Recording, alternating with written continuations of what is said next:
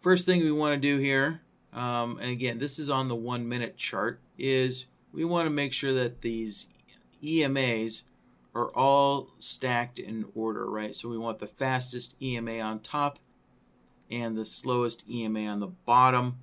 And I do have all of my EMAs here added to my chart. Let's see. So we're just going to go through these rules here, or conditions, one at a time. So we're also using the ADX, which is right there in blue. And at the very bottom here, let's see where to go. Yeah, we kind of have a last minute question or a condition here where we want to make sure that price is not between the 200 and the VWAP. And so my VWAP here is the dotted dash green line there. So yeah, so we want to make sure that price is not in between these two areas here. Doesn't look like that ever happens, but you never know. I'm sure there's some days where the VWAP line might be much, much higher. So let's see. Yeah, there we go. So yeah, here would be an example, I guess, of that last condition where the VWAP's on top, and this might be a signal bar here, or actually probably this is a signal bar. So all right, so with that, well, actually, and the ADX need to be, all right, we'll just build this out and we'll find some signals and see if we can identify some of these areas where price might be between the VWAP and the 200 EMA. All right, so we have our list of conditions here. So now we can start building. I already have BloodHound on my chart here on the bottom down here. So to get started, I can use the empty template button on the very top of the chart. Just click on that button and that'll open up the BloodHound interface. And the first thing you want to do is put a file name in there. So I'm going to hit the change button. We'll save that. There we go. So there's today's workshop file name. Next, I'm going to switch over to the logic tab. So let's hit new, and I need to come up with some kind of name for this. So yeah, basically, this is a form of a pullback signal, and it has various conditions here to identify a trend. Also add the ADX. All right, so this is an ADX pullback here with some EMA trend filters. All right, we have some names in there, so we can now start working on condition A here. We'll start working on condition A, right? So what we're doing is we want to make sure, right, that the 8 period EMA is above the 20 period. And to do that, right, we just compare the two EMAs to each other. So we're going to use the comparison solver. And basically, when you're comparing something on a chart, right, all you have is something above or below something else, right? When you're comparing on a chart, it's, is something above or below, right?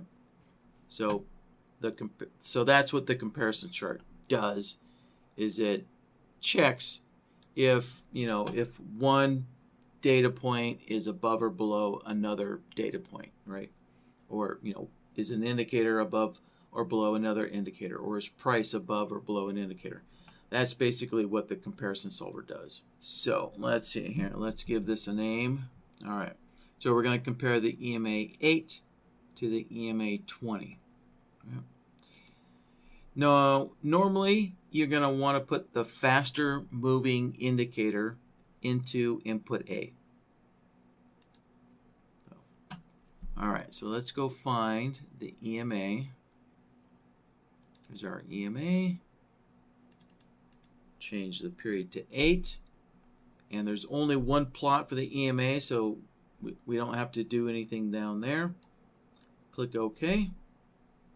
And there we go. There's the EMA 8 in input A. And now we'll switch input B into the EMA 20. All right, change that period to 20. Call it good. And there we go. So now we need to check our outputs.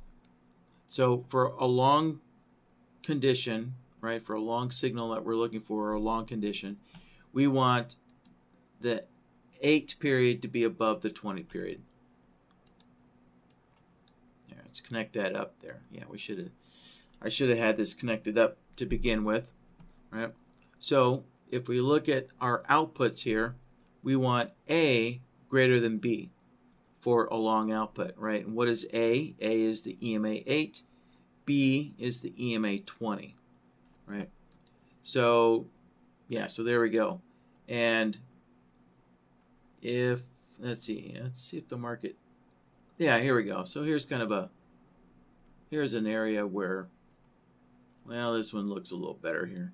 Here's an area, right, where there might be a possible short entry here.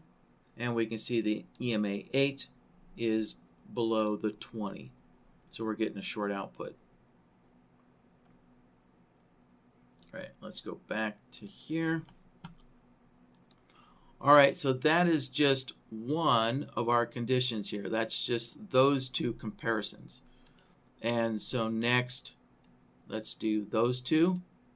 And then we'll do the next two. And then we'll compare the last two there, all right? And so to do this, to create all these different comparison solvers here, I can take a little shortcut. So I can switch over to the Solvers tab, and there is that comparison solver I just made. I can make a copy of it. So now we can see I have two of them. And if I can select the copy there, and now I can go in and edit this. So now we're going to compare the 20 period to the 50 period.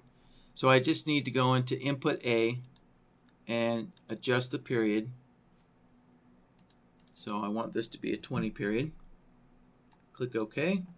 And now go down to input B and change this to the 50 period.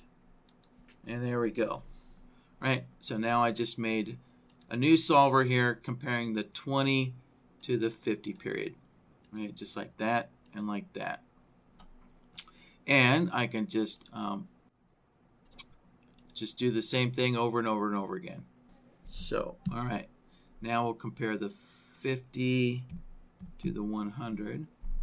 So I'm just going to go in here and just rapidly change those periods like so. All right, there's that one. So, all right, now we're going to compare the 100 to the 200 period. Okay, so there we go. There are 4 different comparison solvers now, all built. So let's switch back over to the logic board here, clicking on the logic tab. So, you know, where did those solvers end up? Well, if I go to my solver node menu, existing nodes, I can go to existing nodes, and there are those other solvers. So I can just click on that one, move it over, go back to existing nodes, click on the next one, move it over, and grab the last one, and there we go. All right, so there's all 4 of those nodes. And now I need a AND node. So I'm going to go to my logic nodes menu, and there's my AND node. And if I connect them all in, and let me pull up a little area on the chart here. All right, here's an area on the chart, right? We can see that the EMAs are all kind of jumbled up, right? They're not in order. So we'll see that this will get cleared up here once I start connecting all these together, right? So let me connect the next one in. There we go, right? So some of this area started getting cleared out. I'll connect the next one in. There we go. More of this area started getting cleared out. And let me connect the last one in. And there we go. So now a whole bunch of this area just got cleared out. And let's take a look at this. Yeah, we might need some more comparison solvers. All right, yeah. So if we look at this area right here, that's still marked as green, we can actually see that we don't have enough comparisons here going on. So we can see that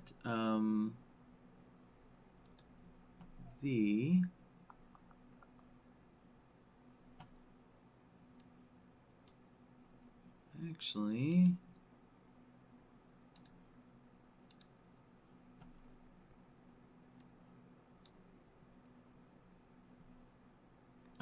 there we go. There we go. Okay. So I was just, I didn't have something connected up. All right. Yeah. So now this is looking correct here, because our 200 is above the 100 there. So there shouldn't be any type of output there, right? Because they're not in any kind of correct order, right? They're not in ascending or descending order there. Okay, so there we go. And now, yeah, once we get here, now we can see we have the 8 is below the 20 is below the 50 is below the 100, and the 100 is below the 200. There we go. Okay, so now everything looks correct. All right, so that is our first condition here, right? That is condition A. So next, let's move on to B here. So we want to make sure that the EMA 8 slope is not flat, essentially, right? We want to make sure that it's sloping upward or downward, right? Depending if it's a long or a short, right? Basically, we just don't want it to be flat. All right. So for that, we can grab a slope solver here. All right, so there's an indicator slope solver. I'll move that down there, connect that in. Let's move all that stuff up a little bit. There we go. All right, so this is going to be the EMA 8 slope. So for our input, let's switch this to the EMA 8.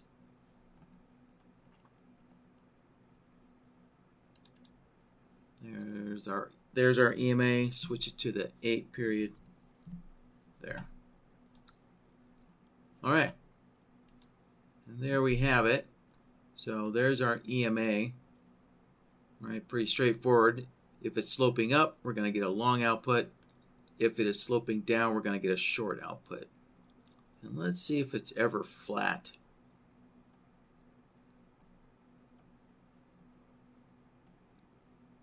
Yeah, the EMA usually does not go flat that often, especially a faster EMA. Slower EMAs might go flat. So what I'm doing is I'm kind of scanning through BloodHound's output to see if there's any areas, if there's any bars where there's no green or no red, right? No output. And so far, that EMA 8 always has some kind of slope to it. So, slope is very subjective to, when we look at a chart, it's very subjective to, how compressed is our chart. If we really compress our chart, right, sometimes those moving averages can look really flat. And then if you expand your chart out, then you can see that there actually is an angle to those moving averages here. So what we'll do is, let's see, I will, like for example right there, right? That looks kind of flattish, right now. And actually, I'm going to make a quick adjustment here. Let me close BloodHound. I'm going to make a quick adjustment to my indicators.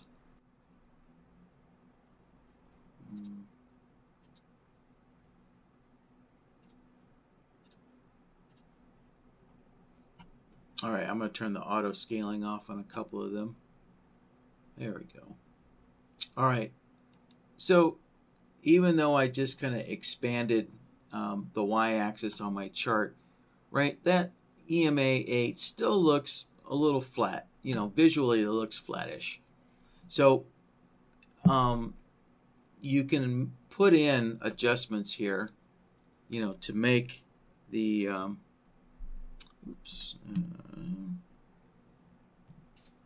so you can put in adjustments to the slope solver here so that even though your indicator is not perfectly flat, you can put in a minimum slope requirement here so that when the EMA looks like it's flat, even though it's not completely flat, it will, you know, we can remove the output, you know, when it looks kind of flattish. And that's by putting in a minimum and maximum slope value here. So let's try something really small like 0.1 ticks, right? 1/10 of a tick. Let's try that. And let's see.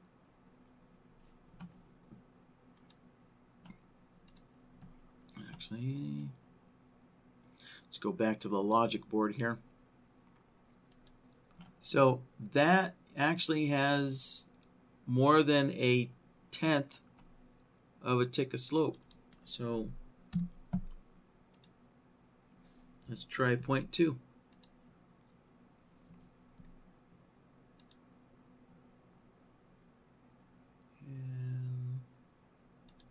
All right, even 0.2.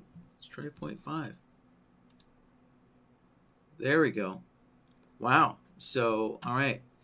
So, right, looks can be very deceiving. So that EMA is actually moving almost half a tick in movement there.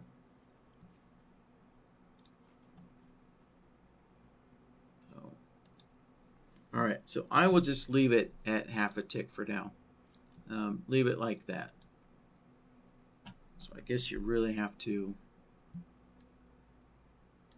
expand your chart out to really see that. There. All right, so now we can see that there actually is an angle upward when we really expand that chart out. And on that one bar there, now it looks like just that one bar, it looks like that EMA is pretty flat now. So that's how you can kind of put some adjustments into the slope solver, you know, to say if your indicator looks a little flattish, then no output. Or another way of saying that is, if you need your indicator to have some kind of minimum amount of an angle to it, that's how you would do that, And so for moving averages, you want to start somewhere around half a tick or less. Try that. Try half a tick to start with or less, and then slowly increase that until you kind of see the results on your chart that you like. So yeah, there's a couple of other areas where that EMA kind of flattens out a little bit. So, all right, that is condition B. So now let's work on the ADX. So we want the ADX to be less than or equal to 25. All right. And there's our ADX on the chart here, right down there. So if we're looking for the ADX to be below the dashed line here, which is 25, right?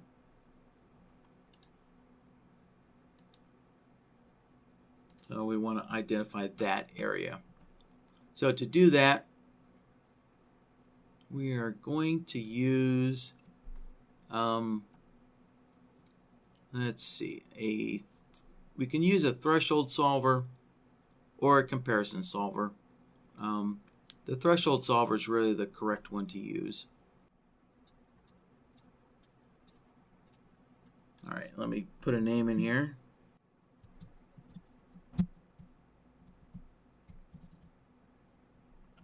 All right, so we are just going to put in 25 and all of the threshold values there. And actually, sorry, we need, actually we don't need that many, sorry. Let me just put in two 25 threshold levels. And now for the output, so if the ADX is at 25, right, we want an output. Or if it's at 0, we want an output. And anywhere in between. There. So,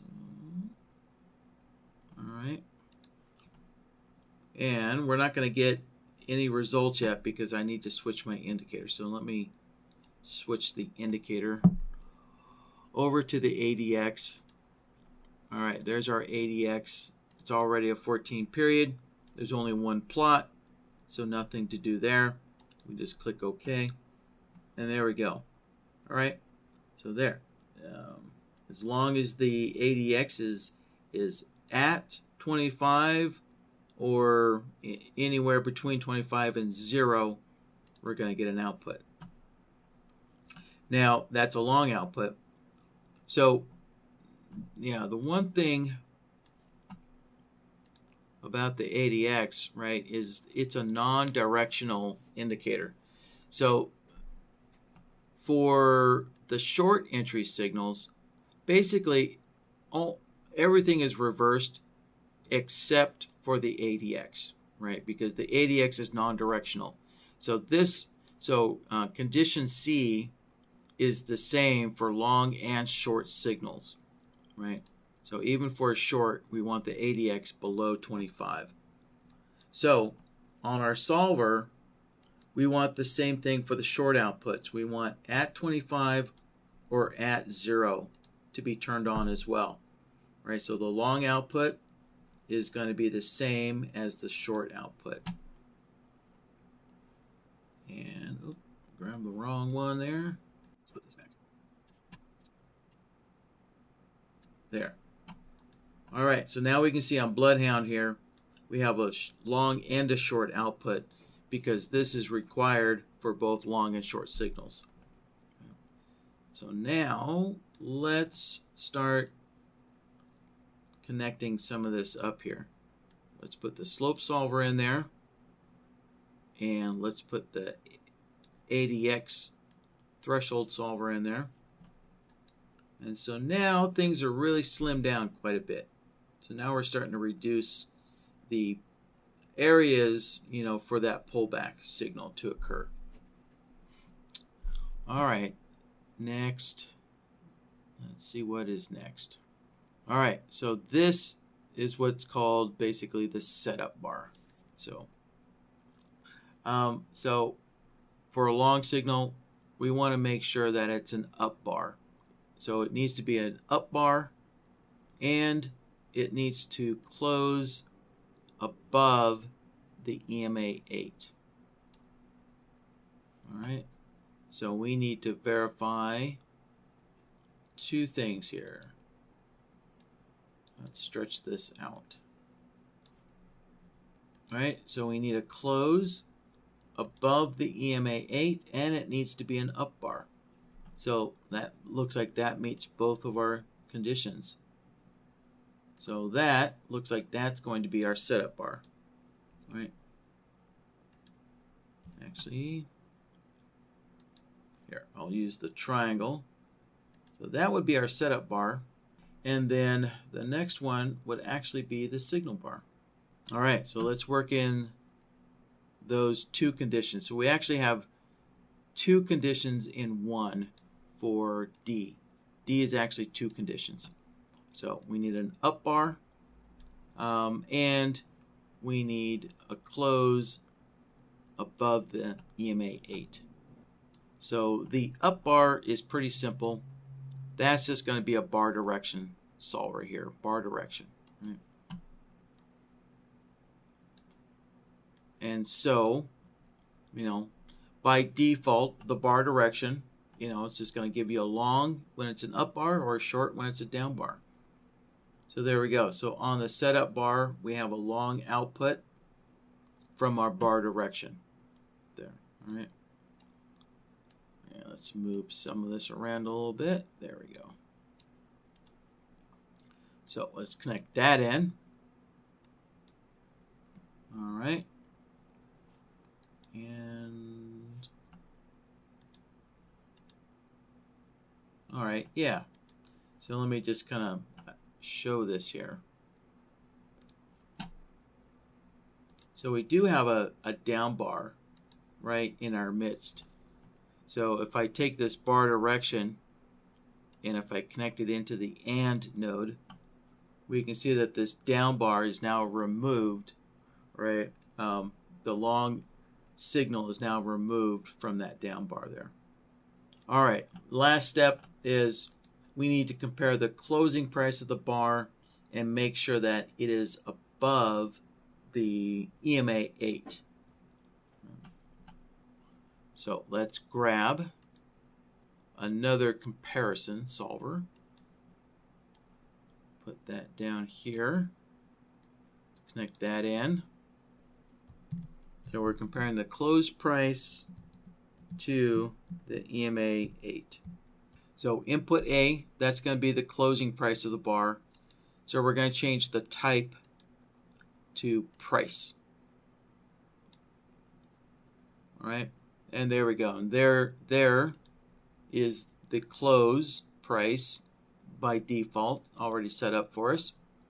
And so now for input B, we're going to switch this to the EMA 8.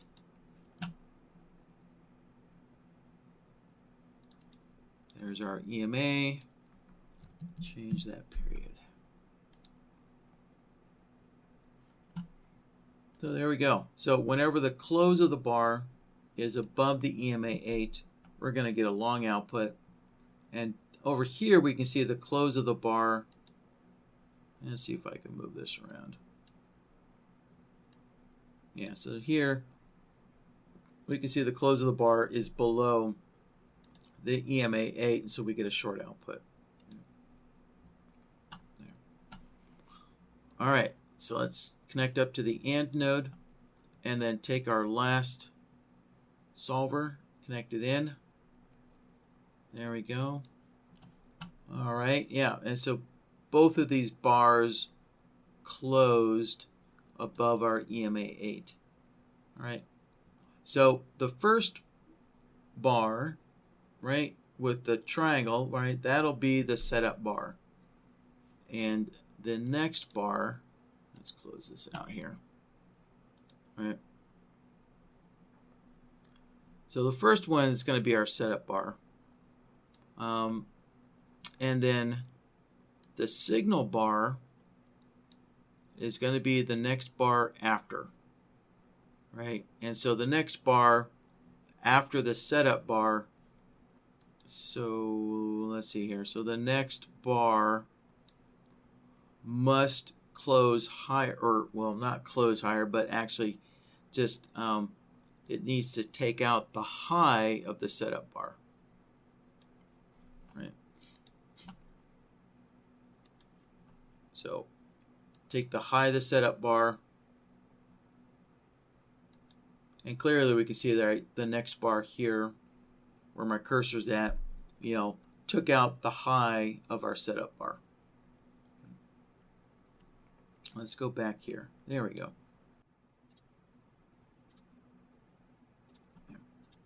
So the first one's our setup bar, and then the next bar, as long as the high goes higher, then the next bar becomes the signal bar, like so.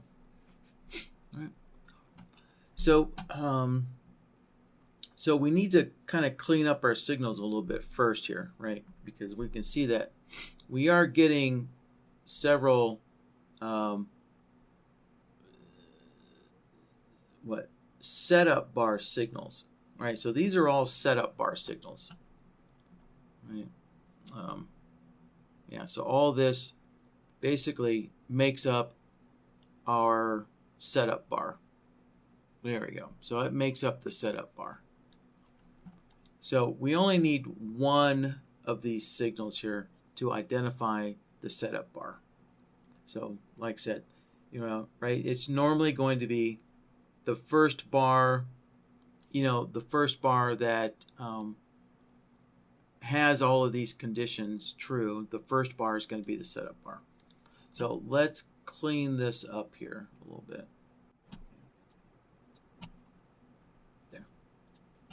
So what we'll do to clean that up, we're going to use a signal blocker, right? So one of the function nodes here is a signal blocker. And the purpose of the signal blocker is to block all these extra signals that are coming through, right? These other bars that meet the same requirement as the setup bar, right? Well, we want to block the extra ones and only see the first one here. So let's connect that up. So for our signal bar, let's see. Yeah, it looks like everything, looks like the default settings for the signal blockers will do just fine. Yeah. And so the signal blocker is set up to block for 5 bars only, 5 bars only, right? So if we take a look at this, it looks like this setup bar only lasts for about 4 bars in a row. Well, at least that's what we have on the chart here. Let's kind of scan back a little bit here.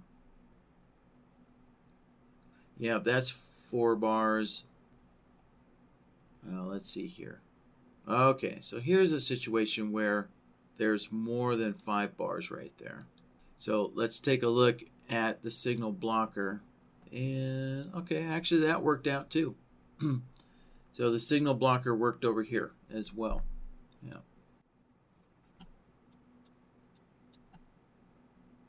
Yeah, so far it looks like we only need to block for 5 bars. It looks like that's the most we ever get. Let me check this area here. Yep. So it cleaned up that area really well. And all right, let's check this area over here. There we go. So yeah, so this signal here, if we look at it without the signal blocker, right, basically we are getting a bunch of setup bars. The exception is that we can see every once in a while there's an up bar in there, right? So these up bars are, being removed because they're up bars. But otherwise, if these were all down bars, this would just be a continuous series of setup bar signals, right?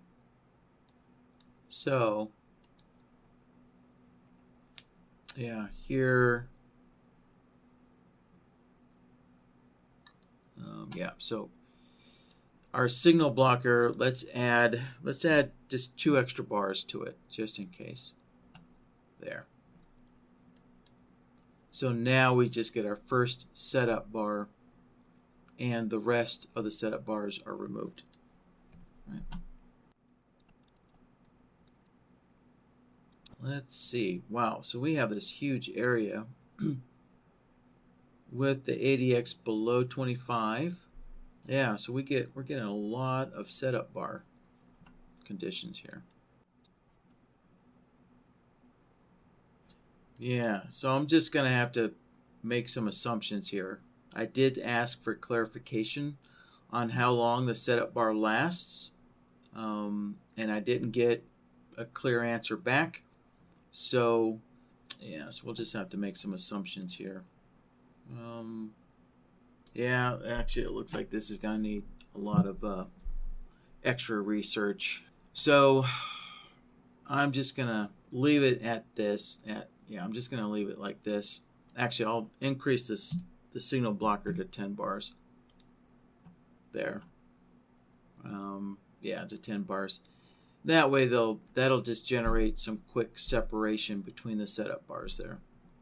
So, but I would say to do this properly, you need to evaluate situations like this where you get a whole bunch of bars that qualify as a setup bar, because the ADX is staying below 25 for a long period of time. All of our EMAs are lined up. So what do you do in this situation? Well, that's for you guys, the trader, to figure out. So since I don't have a clear answer, on what to do in this situation, I'm just going to take a signal blocker and just leave it as blocking for 10 bars and just call it good. Yeah, for now. So, all right. So that kind of cleans up our setup bars here.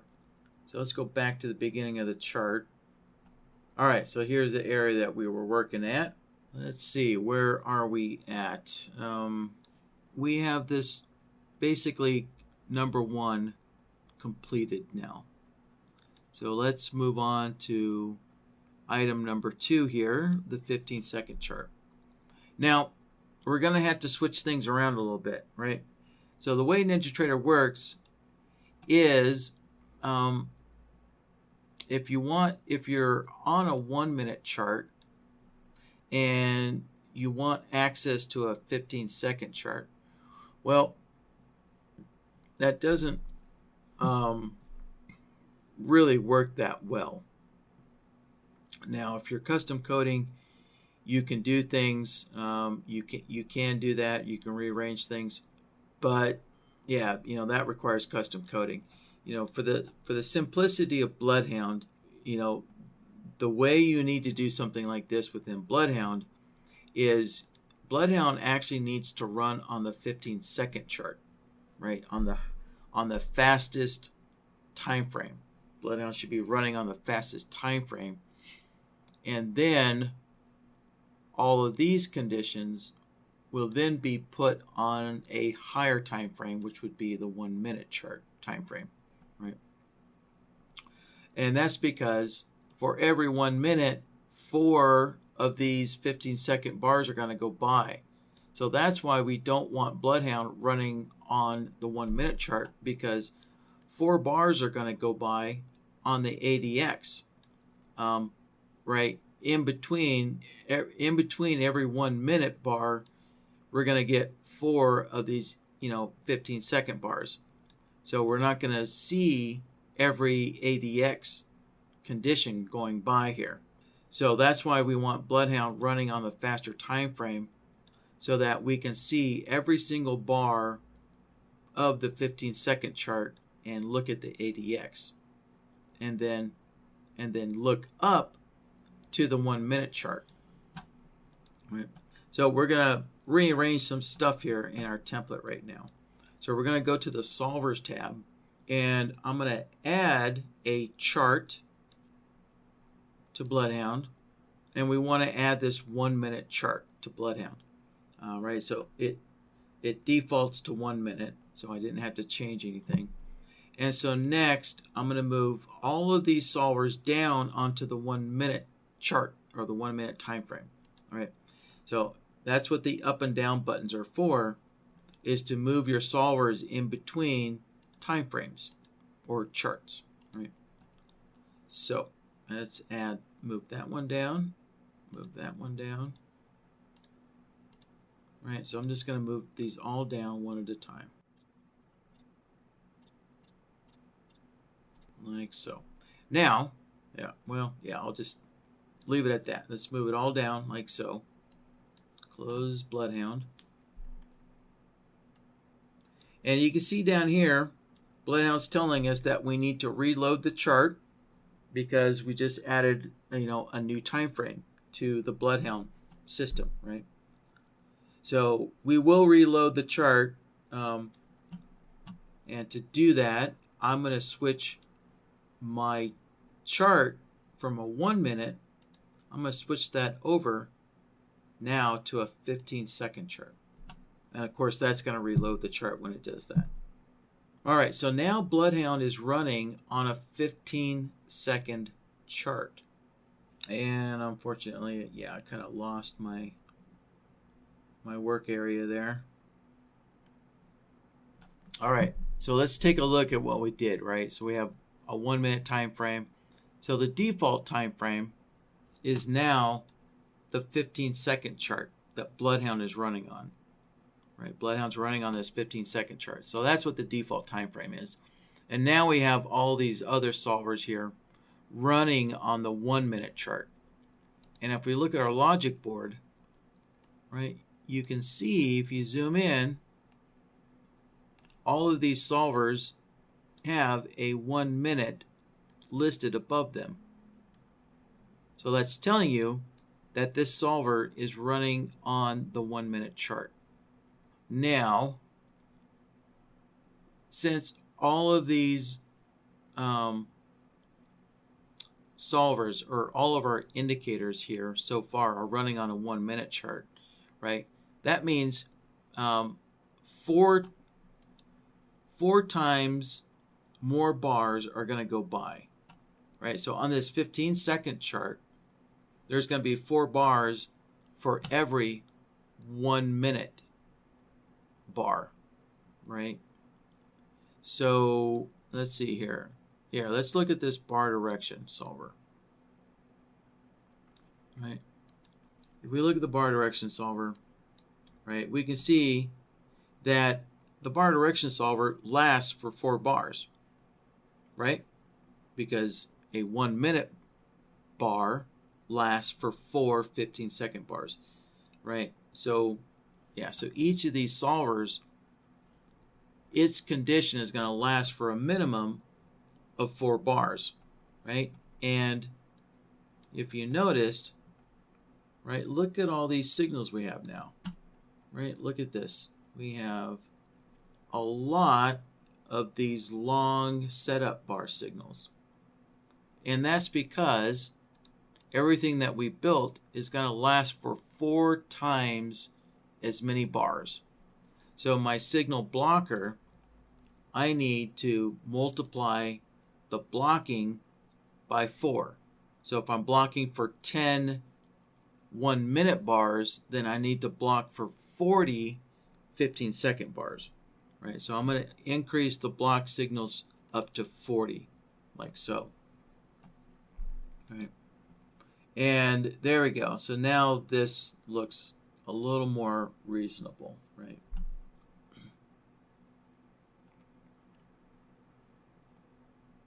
All right, so there's actually there's one of the areas that I had marked up. Ah, there they are. Okay, yeah, they were just further back on the chart because I have 4 times as many bars to scroll back onto. So there we go. There's our entries, or our setup bars from the 1 minute chart, right?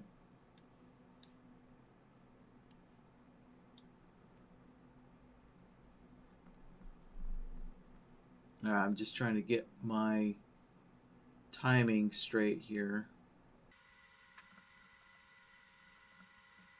All right, so to help us visualize this, there we go. So that is our 1 minute bars right there.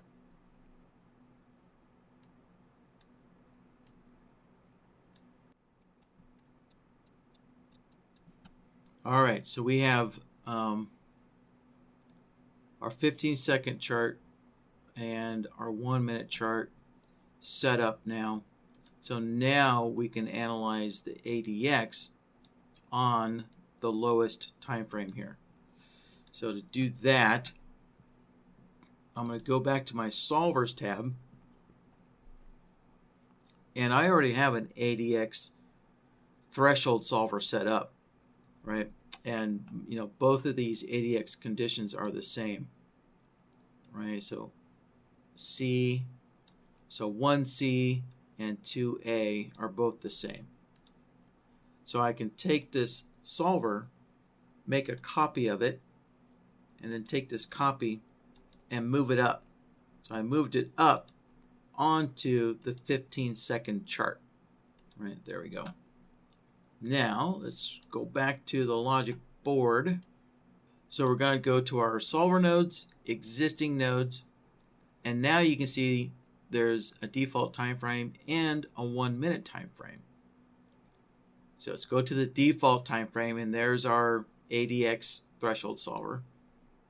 Take this and connect that in. There.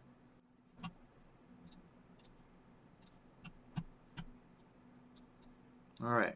So our setup is still good here. So our ADX is below 25 on the 15-second chart. Let's scroll forward. So here, the second one that we had previously, well, we can see that the ADX went above 25 there. So there we go. So that second entry did get cleared out. It did get removed. And let's take a look way back here, or near the beginning of the chart. All right, yeah, so we do have some other areas here with setup bars.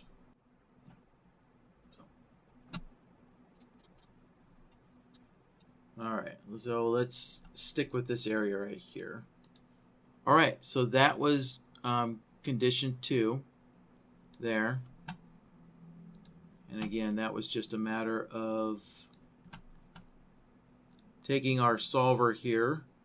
So so this solver's running on the 15-second chart, and everything else is running on the 1 minute chart, right? And we can see that because of the 1 minute, notation at the top of each of the nodes. So, all right, let's see what is next here. So let's jump down to 4. Right, so we want to make sure that there's no signals. Yeah, so it just says if the current bar is between the 200 and the VWAP there. So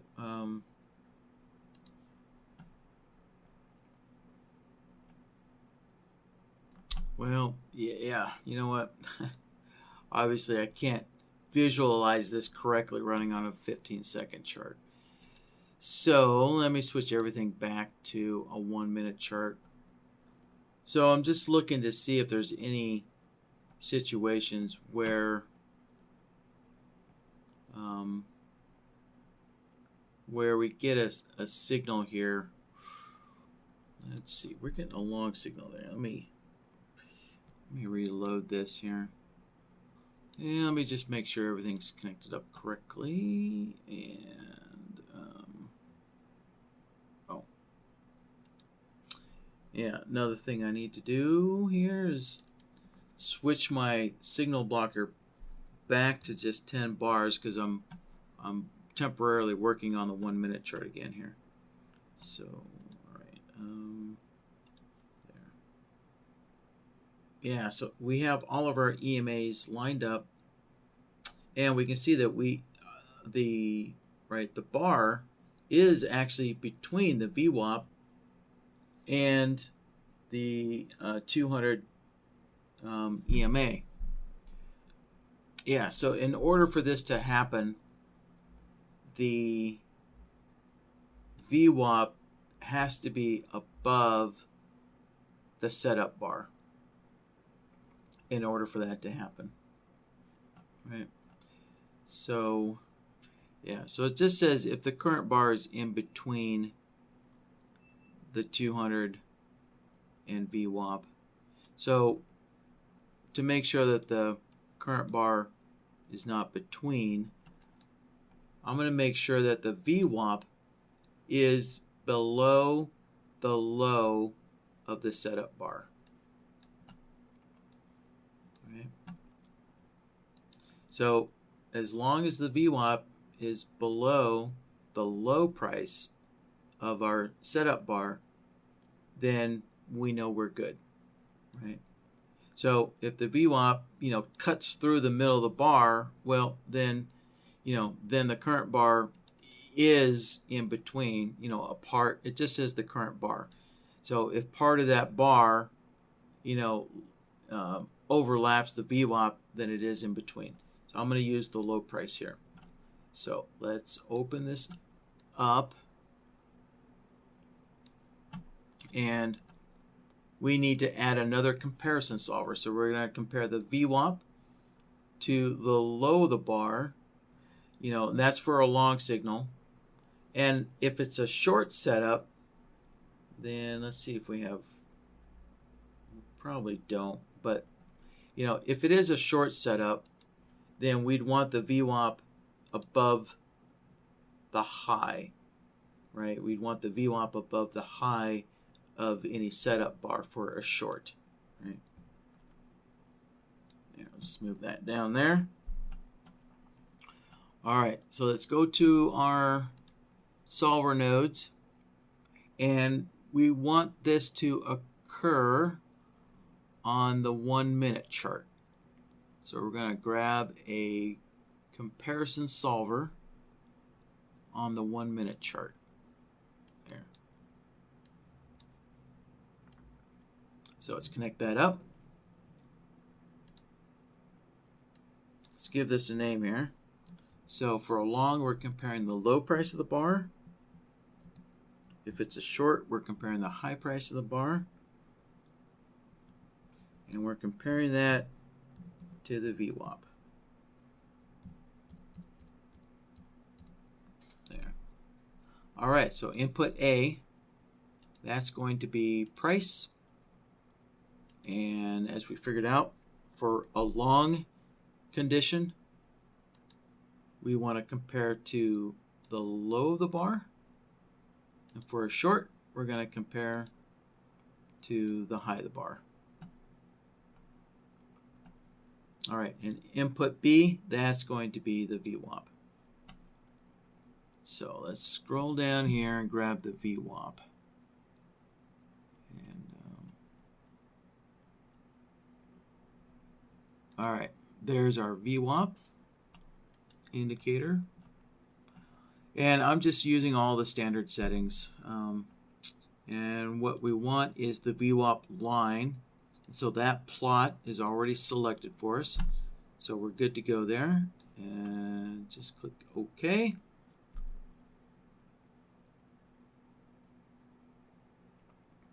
And let's see here. Yeah, so this is actually a good example here.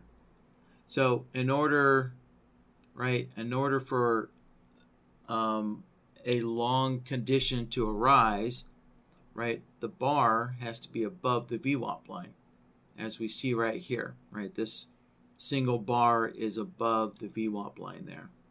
And so it gives us a long output telling us that, it's okay for a long setup bar to occur. And everywhere else, we can see that the bars are all below the VWAP line. So therefore, it's okay if a setup bar occurs on all these bars below the VWAP line. There. So let's connect that in. There's our signal. Let's put this down here.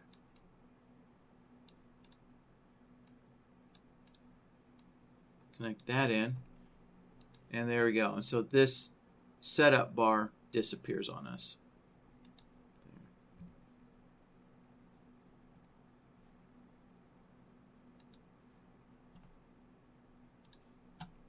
All right, so let's just kind of scroll through here.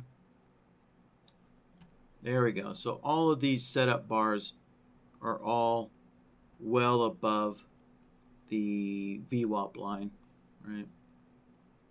So I think we're good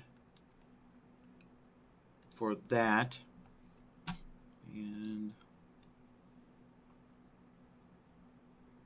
something else that you can do just to help you out, when you have your rules or your conditions all written out like this, in a nice, easy to follow order, then, if you have a numbering system like that, then what you can do is in the name here, I could put in a number 4. And I'll just put a 4 period. There we go. So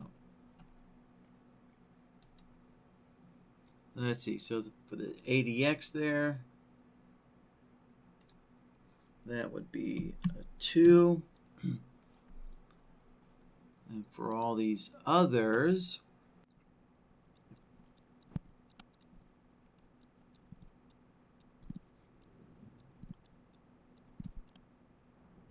all right, there. So I've added the numbering and or lettering to each of these solvers so we know which solver applies to which of these conditions here. All right, so we did number 2 and we just did number 4, so now we can go back up to number 3. So this is the actual signal bar. And so we need price, right? So basically we need the next bar to, take out the high of the setup bar, right? For a long. Obviously, if it's a short signal, then the next bar would take out the low of the setup bar. So let's see here. All right. So let's zoom in here.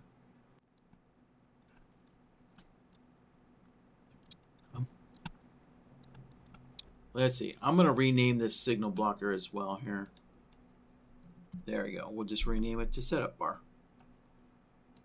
Let's see. And that would be, yeah, I was thinking of putting maybe one of these letterings or numbers in there, but no, I'll just skip that. We'll just call this the setup bar. And we can also rename the AND node as well. Call the AND node the setup bar. All right, so this last step here, so we have our setup bar signal. So the signal bar, now we need to compare the high, right, the high of the current bar to the high of 1 bar back, right? So the following bar, in order for it to become the signal bar, the high of that bar needs to be higher than the high of 1 bar back. So this happens on a 1-minute chart. So we're going to go to our 1-minute time frame, right, or our 1-minute chart, and grab a comparison solver. Right, we're comparing the high of the current bar to the high of the previous bar. So let's connect that in.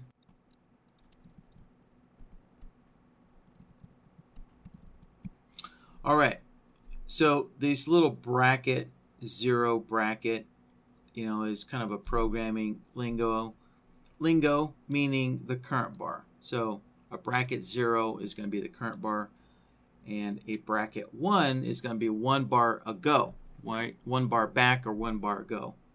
So that's what we're comparing, is the high or the low of the current bar to the high or the low of 1 bar back. So input A is going to be price, and if it's a long, we want the high price. If it's a short, we want the low price. And our look back period is going to be left at 1. Now for input B, that will also be price input. And again, for a long, we're looking at the high prices. For a short setup, right? We're looking at the low prices. Now the look back period here is going to be 2. We want to look back 2 bars. And we want the single value of 2 bars back. So if we look here, right, whenever, if you look at all these, right, this high is greater than that high, so there's a long output here. This high is greater than that high, so there's a long output there. And every once in a while, you might see something like this. This high is greater than that high, but also this low is lower than that low. So you might get a long and a short output because both are met there, right? But, you know, we're just focusing on the bar after the setup bar. And so obviously this high here is higher than our setup bar high. So we had a long output there. So we take this condition and combine it with our setup bar signal. So we're going to grab an AND node, and also what we need to do is we need a look back node, because let's take a look at our setup, right?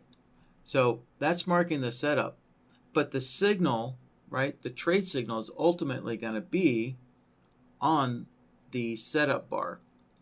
So we need to take the, on the signal bar. So we need to take the setup bar's output and shift it forward 1 onto the possible signal bar. And we're going to use a look back node to do that. So watch, when I connect this look back up, right, our signal just shifted forward onto the potential signal bar. And what does that is the displacement function. So this is NinjaTrader's displacement function, right, which will shift your indicator values forward 1 bar. So we can also use the displacement to shift, you know, outputs, you know, to take a node's output and shift it forward 1 bar. So that's what we're using with the look back, is the displacement function here. And what I like to do is name this, let's call it displacement 1. So that way I know what this look back is doing. It's displacing the signal 1 bar. So now connect that into an AND node, and so remember, this is our signal bar, which is number 3. So let me put a 3 in there in the name, right? Let's see. Yeah, that's number 3. So now we'll take the signal bar condition, connect it in, and of course we already knew that this was going to be a signal here, so there we go. Actually, what I want to do is I want to look at these setup bar signals, see if there's any areas where the setup might have failed. And I just, no. Those were all good. No, that one's good. That one's good. Okay. Here we go. So this is the setup bar, and that is the signal bar.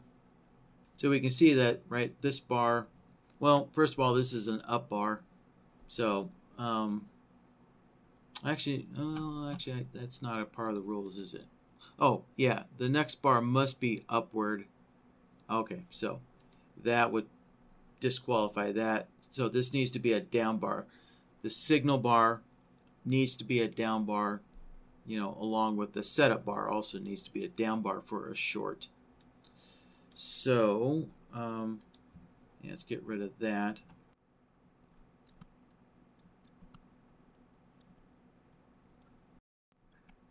Well, I mean, so far it looks like the only time the signal bar ever fails is if it's a bar in the opposite direction. And that makes a lot of sense. Here we go. There we go. All right, so here's an actual failed signal bar. So that's our setup. And, you know, this could have been, you know, if price had moved down one more tick, this would have been a signal bar. All right, so let's take a look here. So that is our setup signal, right? Remember, we displaced it forward one bar, right? So if we look at the signal blocker, right, that's the true setup bar with the triangle. But then we shifted it forward onto the possible potential signal bar. So we take that, and then we connect in our condition, and that goes away. So, and we also need, there we go. I could take this bar direction from back here and connect it in as well. So this is the bar direction solver here. So I don't need to make a new bar direction solver. I can use the existing one that's already in play. That's already in use. So, yeah, and so there we go. So that this has now been cleared out, right? So that was a failed signal bar there.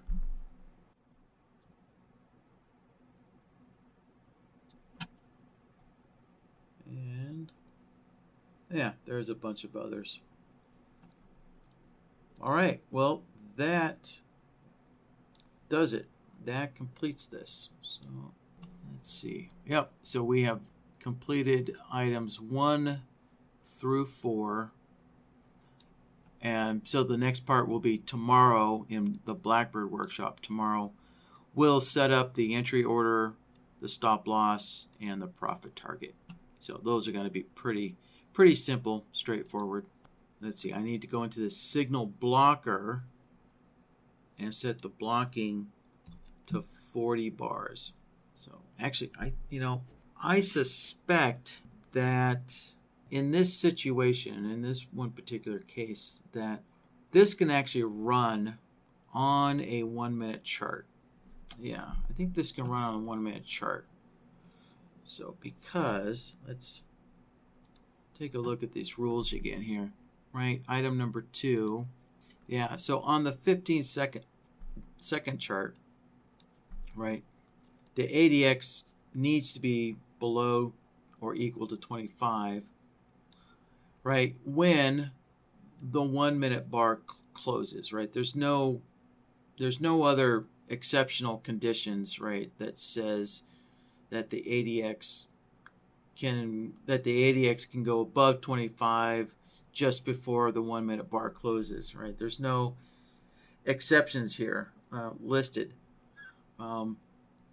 So yes, since there's no allowances here with the 15-minute chart, this whole system can actually run on the 1-minute chart, and then when you're looking at the 15-second chart, basically the 15-second bar that closes with the 1-minute bar, well, this ADX needs to be below 25 on that bar as well.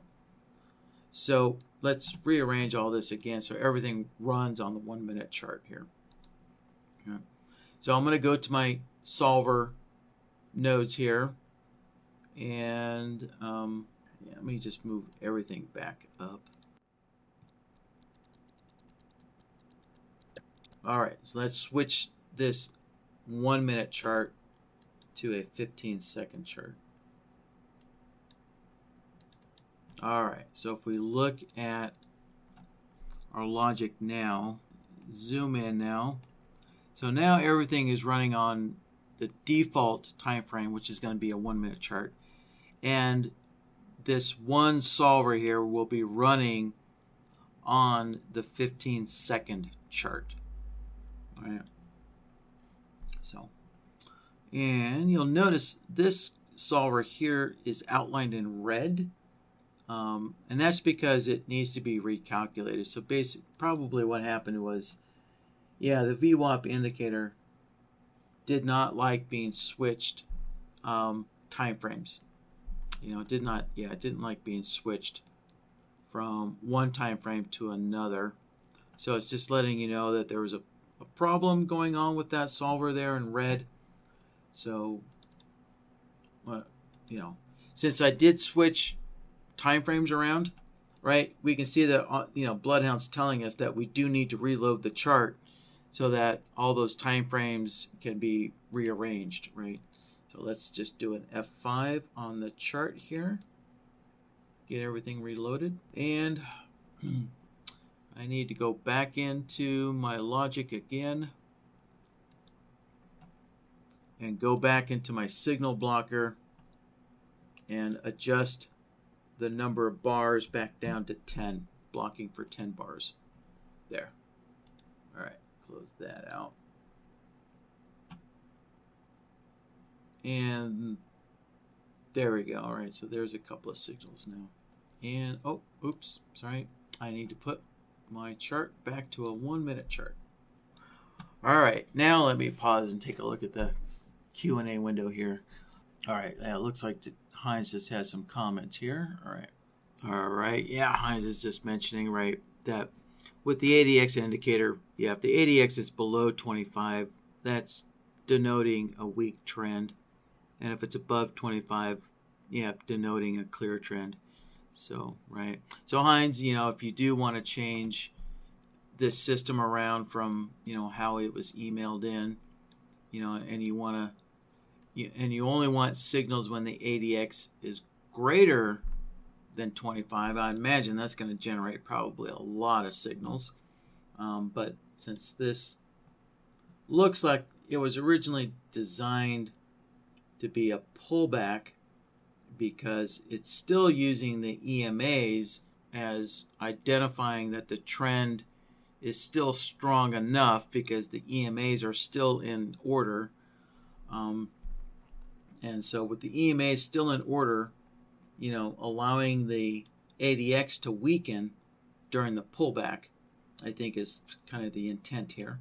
But for anybody else, if you want to make sure that those pullback signals only occur when the ADX is still strong, then what you can do is, let's see here, let's go to the ADX or the threshold solver with the ADX in it. All right, so there's our ADX. So yeah, if you want a ADX greater than 25, right, threshold A, then your output, you're going to use the greater than A, set that to 1, and set the 0, or set at 0, turn that off. So you set that to 0 and set that to 1. And same thing for the short outputs. The short output's going to look exactly like the long outputs. So greater than 25, you're going to set to 1, and at 0, turn that off, set that to 0. Right. So now the setup bar is only going to occur when the ADX is 25 or greater. Right, so that's requiring a strong ADX there. Pretty simple change to make that happen. And of course, you'd need to do that for both solvers there. So we have C, which is running on the 1-minute chart, and then we have number 2, which is running on the 15-second chart. And so you'd need to adjust your outputs on that one as well. Oh, yeah, right. All right, good catch there, Michael. Yeah, so Michael noticed that, Michael knows here that number 4, let's see, where is it? At the very bottom here. So number 4, and let's kind of go back to, the rules here. All right, so number 4, do not generate a signal if the current bar is between the 200 and the VWAP. Well, if we look up here,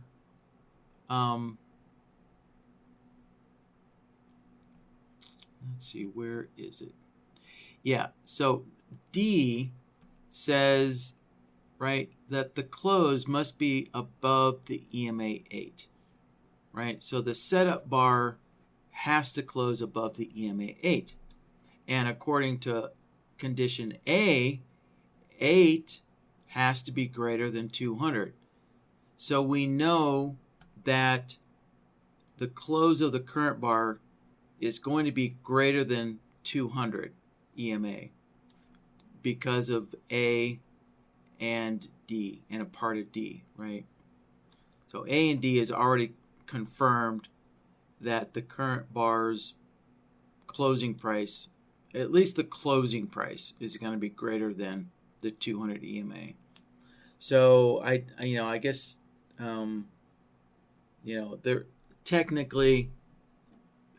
there technically this is missing one check, which is to make sure that the low of the current bar is not below the EMA 200.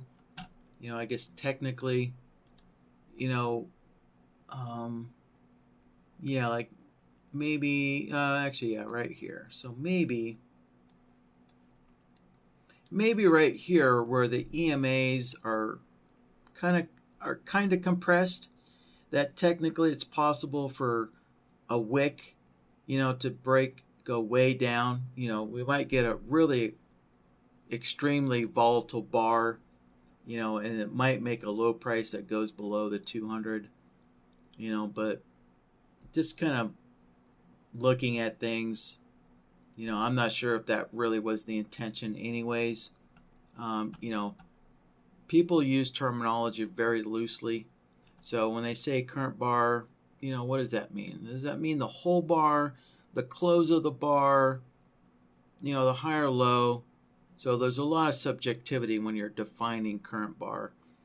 So so when checking the current bar to the EMA 200, I just let these other two rules, call that, make it good enough to qualify for, being outside of the EMA 200. So number 4, I was just verifying the VWAP. Yeah, I just compared the VWAP there. And so in a long trade situation, in a long condition, right, we know the close is going to be above the 200. So the only way that the setup bar could be in between the 200 and VWAP is if the VWAP is above our setup bar, right? So the VWAP has to be way up here above the setup bar. So I only needed to do one check. So I just needed to make sure that the VWAP was below the low price of the setup bar. And if it is, then I know that the setup bar is outside of the VWAP and the 200. Right. So this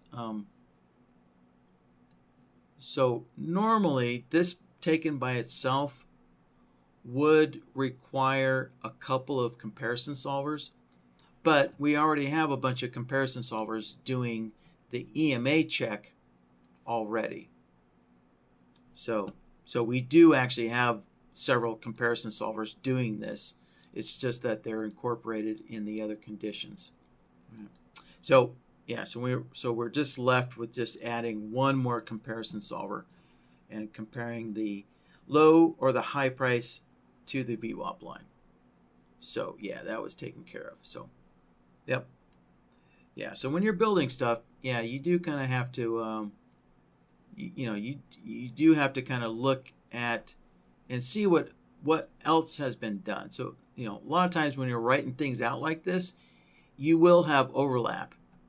There will be conditional overlap, things that are already done. So, but of course, when you're writing your conditions out, you should write them out complete like this. And it's only when you go to actually building it out, in BloodHound, or if you're to code this up, when you're converting this over to software, that's when you would then go, oh yeah, I've already done half of this. I've done half of this already up there, you know, and somewhere else. So I don't need to duplicate that work. And then you can just reduce it down to what check needs to be done, the last check that needs to be done. You can reduce it down to that. So, yep. So there we go. All right. Yep. Good catch there, Michael. All right. That is it.